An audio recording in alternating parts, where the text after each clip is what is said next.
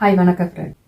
தற்பொழுது நாம் அனைவரும் பார்த்து கொண்டிருப்பதும் எதிர்பார்த்து கொண்டிருப்பதுமான முக்கியமான ஒரு நிகழ்வு இந்த யுத்தம், அதாவது இஸ்ரேல் ஈரான் அமெரிக்காவினுடைய இந்த யுத்தத்தை தான் அனைவரும் இப்பொழுது பார்த்து கொண்டிருக்கின்றோம். அத்துடன் இல்லாமல் இந்த யுத்தமானது வெகு விரைவில் முடிவுக்கு வரும் என்றும் டொனால்ட் ட்ரம்ப் அண்மையில் கதைத்த பிரஸ் மீட்டிங்ல அறிவித்துள்ளார். அது மட்டுமில்லாமல் இந்த யுத்தமானது பல நாடுகளிடையே பல தாக்கங்களை ஏற்படுத்தி கொண்டு வருகின்றது. அதில் முக்கியமான தாக்கங்கள் என்னென்ன என்று நோக்குவோமானால், முதலாவது ஆயில் பிரைஸ். நாளுக்கு நாள் இந்த ஆயில் பிரைஸ் மாற்றமடைந்த வண்ணம் காணப்படுகின்றது. ஆயில் பிரைஸ் மட்டும்தான் அதிகரிக்குமா? இல்லை. இந்த ஆயில் பிரைஸ் அதிகரிக்கும் போது அதனூடாக போக்குவரத்து கட்டணங்களும் அதிகரிக்கும். போக்குவரத்து கட்டணம் என்கும்போது அது பேருந்து மற்றும் அனைத்து வாகனங்களின் கட்டணம், அத்துடன் இல்லாமல் விமான டிக்கெட்களின் பிரைஸும் அதிகரிக்கும்.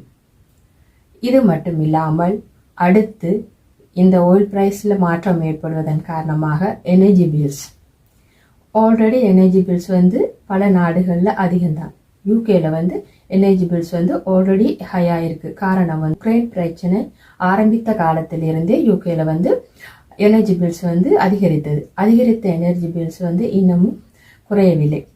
ஆனால் இந்த எனர்ஜி பில்ஸ் இந்த யுத்தத்தின் காரணமாக மேலும் அதிகரிக்கலாம் என்று பல அறிக்கைகள் வெளியிட்ட வண்ணம் இருக்கின்றார்கள்.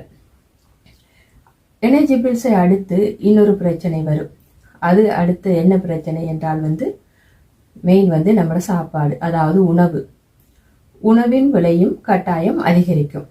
காரணம் எல்லா உணவும் ஒரே நாட்டில் உற்பத்தி செய்யப்படுவதில்லை. நமக்கு எல்லோருக்கும் தெரியும், ஒவ்வொரு வகையான உணவும் ஒவ்வொரு நாட்டிலிருந்து ஒவ்வொரு நாடுகளுக்கு செல்கின்றது. ஆகவே இந்த இறக்குமதி ஏற்றுமதி துறைகளில் பாதிப்புகள் ஏற்படுவதன் காரணமாகவும் உணவுப் பொருட்களில் விலை உயரும். அது மட்டுமில்லாமல் உணவுப் பொருட்களில் பற்றாக்குறை நிலவும் சந்தர்ப்பமும் வரலாம் என்றும் பல அறிக்கைகளில் குறிப்பிடப்படுகின்றன. அது மட்டுமில்லாமல் நீங்க நிறைய பேர் கேள்விப்பட்டிருப்பீங்க, நிறைய பேர் டிக்கெட்ஸ் புக் பண்ணியிருப்பாங்க. அதே நேரம் ஹாலிடே அங்க சென்றவர்கள் திரும்பி வர முடியாத நிலையில் உள்ளார்கள். ஹாலிடே புக் பண்ணவர்கள் என்ன செய்வது என்று சிந்தித்துக் கொண்டிருக்கின்றார்கள். ஸோ இவ்வாறு பல மாதிரியான பிரச்சனைகள் இந்த யுத்தத்தின் காரணமாக பல நாடுகளிடையேயும் அந்நாட்டில் வாழும் மக்களிடையேயும் நிலவி வருகின்றது.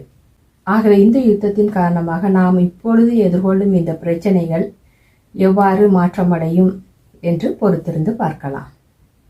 நன்றி ஃப்ரெண்ட்ஸ்.